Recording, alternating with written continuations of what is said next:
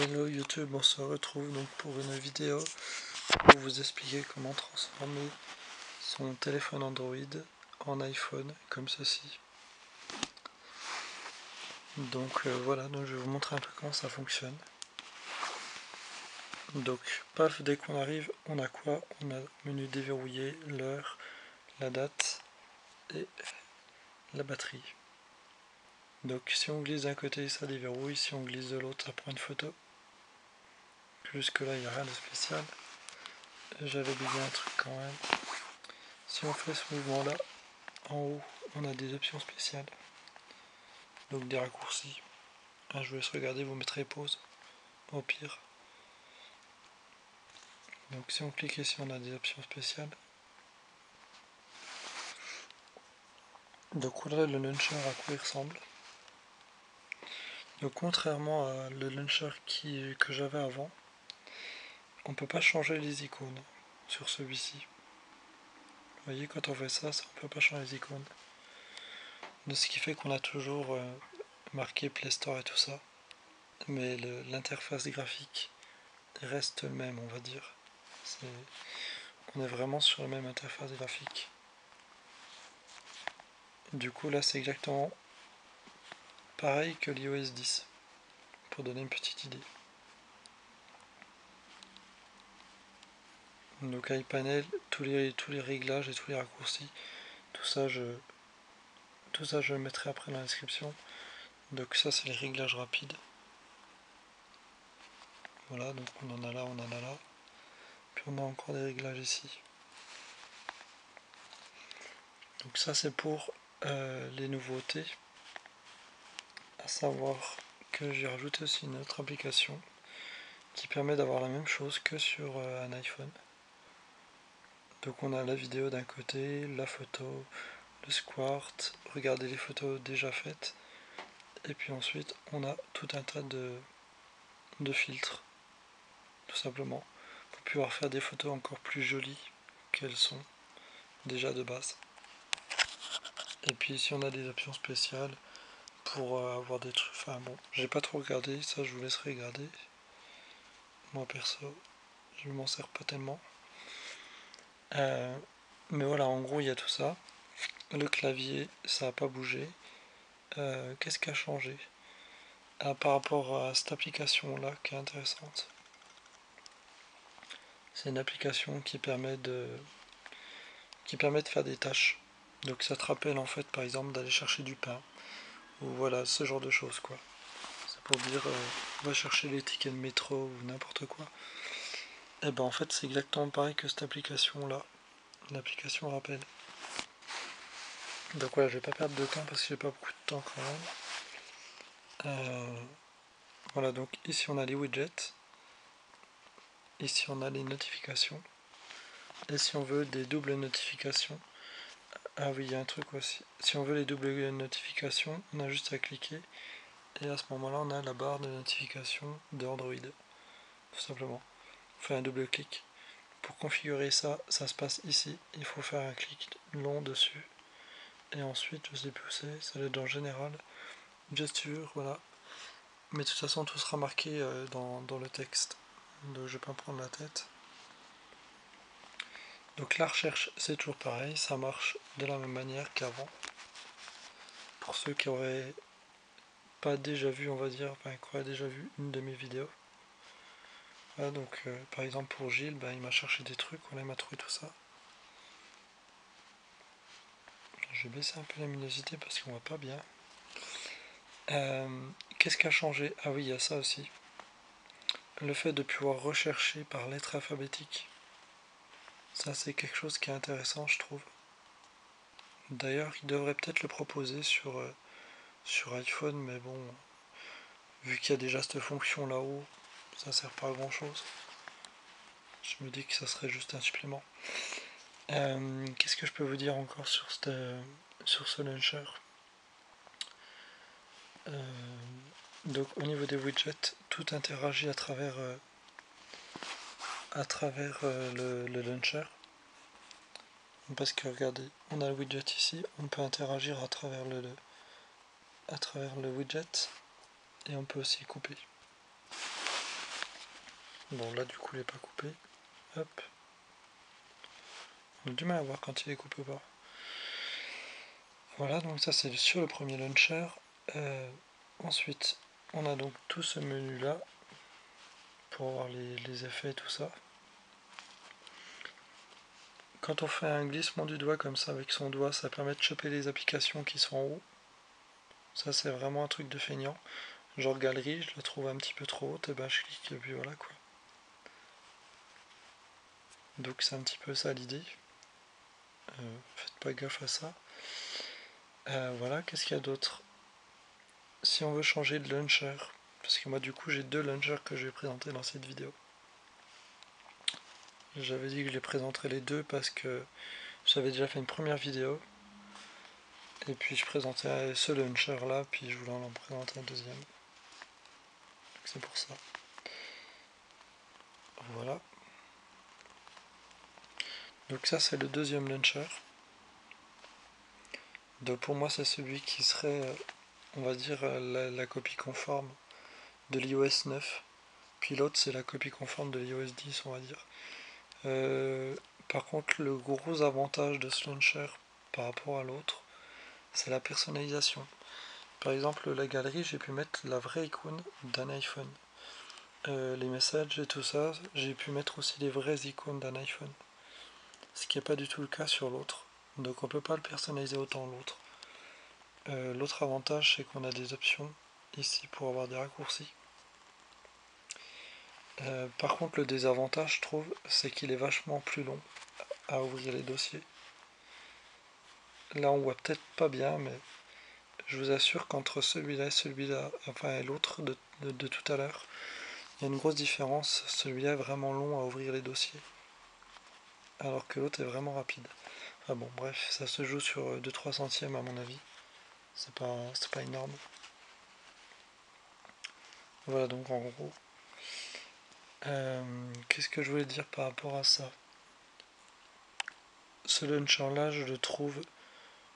En fait, moi je les trouve bien les deux. Personnellement, je préfère celui de l'iOS 10 parce qu'il m'a l'air plus complet, on va dire.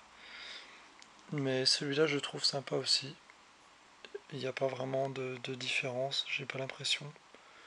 Si ce n'est que quand on vient pour faire les suppressions, il tremble, mais pas de la même manière. Ben, ça change pas grand chose quoi par rapport au design. Qu'est-ce que je peux dire à part ça sur ce launcher? Il y a 2-3 petites choses à savoir, mais là c'est pas sur les launchers, c'est plutôt sur les SMS. Si on privilégie d'envoyer des SMS avec Textra, on peut envoyer des SMS de n'importe où, donc grâce au widget qui se trouve ici. Par contre il faut déjà ouvrir Textra, je l'avais pas ouvert, donc on ouvre Textra. Allez hop, voilà, donc composition rapide Textra. Donc avec ça on peut envoyer un SMS de n'importe où, c'est ce que je disais. On peut envoyer des SMS de n'importe où, mais on ne peut pas répondre depuis le menu déverrouillé. Puisque là je suis sur le menu déverrouillé. Et normalement on peut envoyer des SMS et recevoir les SMS depuis le menu déverrouillé, comme ceci. Grâce à une autre application que je vais vous présenter. Donc l'application c'est Messenger. Je pense qu'il y en a qui connaissent. Mais même si vous connaissez Messenger, il va falloir un autre logiciel pour que ça soit compatible avec. Il ne veut pas mettre en par défaut lui. Ah bah il est déjà en par défaut pour ça. Ok. Bon, je vais envoyer un message, n'importe quoi. Hein. C'est pour tester. Je vais vous montrer les deux fonctions. Donc la première fonction c'est de recevoir donc cette petite bannière marquée répondre. On voit pas bien mais c'est marqué répondre. Et on peut répondre comme ça facilement. Voilà, donc ça c'est la première des choses. Donc la deuxième des choses, je vais vous montrer c'est quoi. Je réponds, je vais ouvrir le téléphone. Donc là j'ai reçu le SMS. Et donc quand je reçois le SMS, il s'affiche ici. Donc soit répondre depuis l'application, soit répondre directement sans taper de mot de passe. Donc ça c'est quelque chose d'intéressant. Ça je l'avais déjà présenté mais j'avais jamais donné les logiciels parce que jusqu'à maintenant mon truc n'était pas terminé on va dire. Donc je m'en excuse à mes abonnés. Donc là je mettrai les liens pour de vrai, il n'y a pas de problème. Qu'est-ce que je voulais dire par rapport à ça? Au niveau des réglages des applications, je ferai pas en vidéo. J'ai déjà tout créé sur mon ordinateur. Comme ça pour vous ça sera plus simple. Parce qu'une vidéo c'est jamais très clair donc voilà. Qu'est-ce qu'il y a à dire d'autre à part ça? Ici donc j'ai remis la même chose que ce qu'il y avait avant. Donc c'est toujours le mode iPod.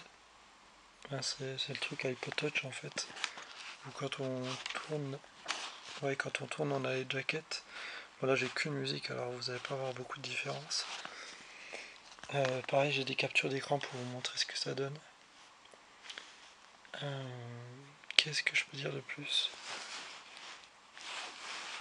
Au niveau des barres et des menus, c'est pareil, tous les réglages c'est dedans. Je sais pas quoi dire de plus. Ah si, il y a un truc intéressant quand même. Il faut savoir, mais ça je l'avais déjà dit il me semble, mais donc dans les démarrages automatiques, il faut faire en sorte que les applications qui se servent en fait au démarrage soient lancées. Donc les applications elles sont là. Il faut qu'elles soient lancées au démarrage. Parce que si on les met pas au démarrage en fait, tout simplement on n'a pas ce menu là. On n'a pas le launcher il se lance automatiquement. Mais on n'aura peut-être pas ici le menu. D'ailleurs c'est un menu qu'on peut désactiver. On n'est pas du tout obligé de le laisser. Si par exemple on veut juste le visuel, si on veut le visuel d'un iPhone mais qu'on veut pas avoir le menu qui nous emmerde, en gros on vient ici, non pas ici, dans notification, on décoche la case et normalement voilà, donc là on n'a plus l'option spéciale. Et quand on reçoit un SMS, c'est ce que je vais vous l'expliquer, on fait un mouvement, donc avec le doigt, j'essaie de faire focus, putain, c'est trop lumineux, j'y arrive pas. Voilà, excusez-moi. En gros, voilà, donc on a SMS, on fait un glissement du doigt vers le bas, et là on a la fonction répondre. Donc ça c'est important de le savoir, parce que sinon vous allez vous galérer à savoir comment on fait pour envoyer un message. Et pour ce qui est de la personnalisation, ça se passe dans Slide Lock. Parce qu'en fait il faut savoir que les SMS il faut les désactiver. Alors, donc dans SMS par exemple, SMS, MMS, j'ai désactivé. Parce qu'en fait ça fait des doubles notifications sinon. Donc pareil pour Messenger. Donc si je vais sur Messenger, il est activé. Mais j'ai désactivé les sonneries, comme on voit ici. Et c'est la même chose quand on veut désactiver une notification. Alors ça par contre c'est un petit plus que je vous donne. Sur un iPhone pour désactiver une notification, alors je sais que vous en foutez de l'iPhone, mais sur un iPhone pour désactiver une notification, vous allez dans notification, vous trouvez la notification qui vous casse les pieds, puis vous mettez ce bouton là. Et ben du coup c'est la même chose sur Android, sauf que c'est ici que ça se passe. Donc quand une application nous emmerde et qu'elle fait des notifications, par exemple Google Chrome quand il fait des notifications pour me dire par exemple que je sais pas, pour me dire tiens qu'il a fait une mise à jour par exemple, et ben c'est ici que ça se passe, il faut décocher la case. Une fois que tu as décoché la case, la notification qui a apparu là-dedans disparaît complètement. Par exemple si je prends l'exemple de mon truc d'SMS par exemple, donc je vais dans les SMS, voilà, donc Messenger, je viens ici décocher la case pour dire que je veux plus que les SMS s'affichent. Je mets OK. Et maintenant, il n'y a plus de SMS. Voilà, bon bah c'est pas le but, hein, parce que bon, si on reçoit plus les SMS, c'est un peu embêtant. Mais c'est pour vous expliquer. Parce qu'il y en a beaucoup qui ont Android, mais il n'y en a pas beaucoup qui connaissent vraiment comment que ça fonctionne vraiment. Donc voilà, qu'est-ce que je voulais expliquer d'autre à part ça? Pour les icônes, il n'y a pas grand chose qu'à changer. J'ai mis les notes, j'ai mis calendrier, j'ai mis la calculatrice, Highlighter,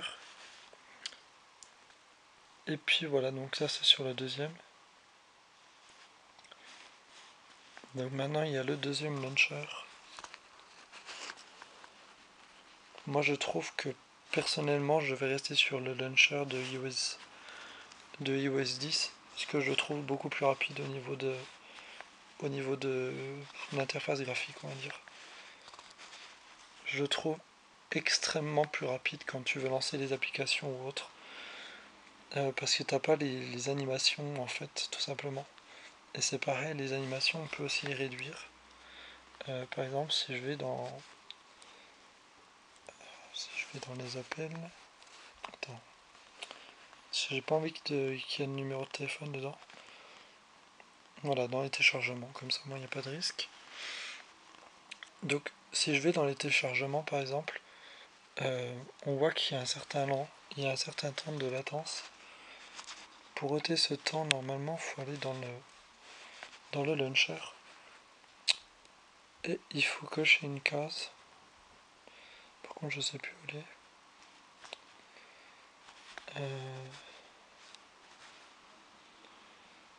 Je sais plus où que c'est. Bon bah je vous laisserai regarder les menus parce que moi je vois pas aussi. Mais normalement il me semblait qu'il y avait un truc pour que ça aille moins vite. Ah, attends, c'est peut-être pas ce launcher là par contre. Ah mais oui, c'est pour ça. C'est dans celui-là. Désolé. Donc dans personnalisation, ranger, pack, non. Ah voilà, c'est là. Interface et translation. Voilà, on peut décocher la case, ce qui fait que c'est un petit peu plus rapide. Bon, c'est pas énorme, mais on va dire que c'est un petit peu plus rapide. C'est plus sympatoche, on va dire. Voilà. Puis pour changer les icônes des applications, c'est comme ça que ça se passe. Donc là, je suis retourné sur l'autre launcher. En fait, j'arrête pas de shifter d'un launcher à l'autre, hein, mais je vous explique. Donc le dictaphone, par exemple. Donc tu viens ici. Donc tu mets tes icônes là où il faut, donc dans ton téléphone. Donc tu peux les mettre n'importe où, hein, ça marche. Donc là, je vais changer mon icône. Je vais mettre par exemple FaceTime. Voilà. Donc le dictaphone, maintenant, il ressemble à FaceTime. Donc on peut changer le nom aussi. C'est pour ça que j'ai fait une capture d'écran pour que vous puissiez changer les noms des applications. Parce que si vous n'avez pas d'iPhone, vous ne pouvez pas voir les noms des applications. Donc j'ai fait une capture d'écran exprès pour vous. Voilà, qu'est-ce que je voulais d'autre? Qu'est-ce que je vais vous montrer? Je sais pas, je crois que j'ai à peu près fait le tour, hein. De toute façon, tous les réglages ils sont en capture d'écran. Donc je vais pas me prendre la tête. Voilà, bah, qu'est-ce que je voulais vous montrer ici? Il y a ça aussi, c'est intéressant. Ça, moi, je trouve c'est une application sympa. Composer. Ça permet de composer un numéro de téléphone facilement. Voilà, on a juste à venir là, puis hop, on tape le numéro. C'est pratique. Et bah, je vais vous quitter, les amis, parce que bah, je pense que j'ai fini la vidéo. Après, il me restera plus qu'à mettre les liens, upload, tout ça. Et puis j'avais fait l'application, normalement j'avais fait la présentation de Angster qui sert de balancer en fait tous les contenus de... Si vous voulez, c'est un peu le Bluetooth d'un iPhone, ça. Ça sert à envoyer des choses en Bluetooth de ce téléphone-là à ce téléphone-là. Parce que sinon, il n'y a pas de Bluetooth sur iPhone. Sur Android, on peut, mais pas sur iPhone. Donc pour les faire communiquer entre eux, on va dire, il faut se servir de ça. Donc on vient là-dedans. Puis ensuite, on choisit iOS. Ensuite, on va dans les réglages Wi-Fi. Mon iPhone est jailbreak, je préviens quand même. Donc on va dans les réglages Wi-Fi. Une fois qu'on se trouve dans les réglages Wi-Fi, on met simplement le nom du réseau en fait qui a été créé. Ensuite on retourne dans l'application. Et puis une fois qu'on est dans l'appli, on met se connecter simplement en bas, puis voilà. Il y aura juste à appuyer sur le bouton, puis ça sera bon. Donc voilà comment ça fonctionne. Donc c'est une application moi que je trouve vraiment sympatoche, que je me sers assez souvent. Et donc par rapport aux défauts, constatés, avec Messenger, avec Messenger qui est ici, on peut envoyer et recevoir des messages, on peut recevoir des messages de n'importe où, même si le téléphone est verrouillé. Ça marche avec Facebook et tout ça. Ça marche avec Snapchat, il me semble, ça marche avec Skype, et je sais plus quoi comme application encore. À vous de voir, franchement, vous allez en mettre sur votre téléphone, puis vous verrez quelle notification fait, quelle application fait des notifications. Mais voilà, en gros, ça marche avec pas mal de choses. Donc ça sera à vous de voir. Parce que bon, c'est un peu compliqué d'expliquer comme ça, mais voilà quoi. Dans les grandes lignes, c'est ça quoi.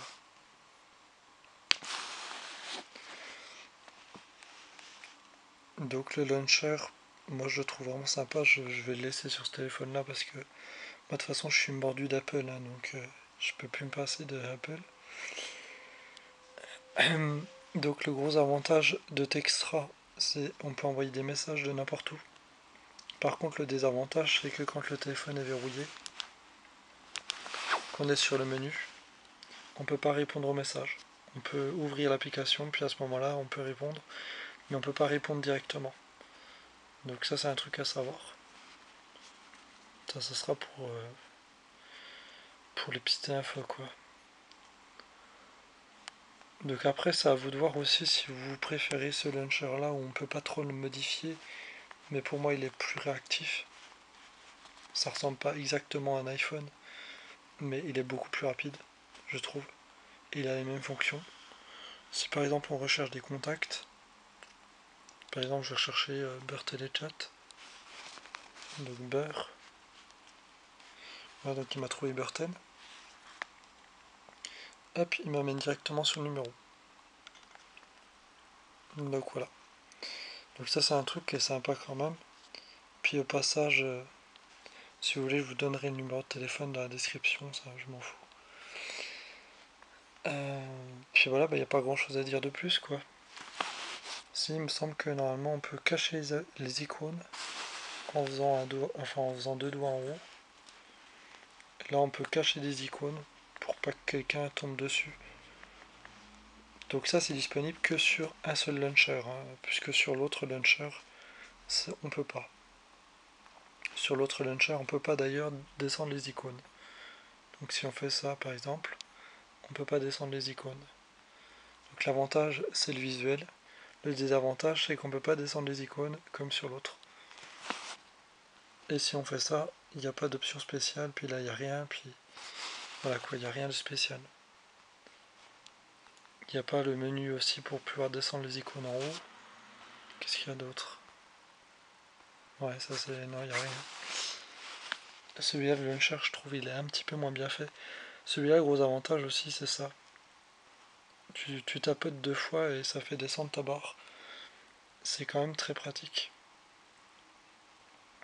Alors moi, c'est des petites choses comme ça que j'apprécie. Bon bah voilà, je vais vous quitter. Là, il me reste encore 4 minutes à filmer. Parce que je filme avec mon appareil photo. Ben voilà, donc du coup, ça ressemble bien à un iPhone. Si on regarde les deux menus. Oups. Après, mon iPhone est jailbreak, mais ça change rien du tout. Hein. Voilà quoi.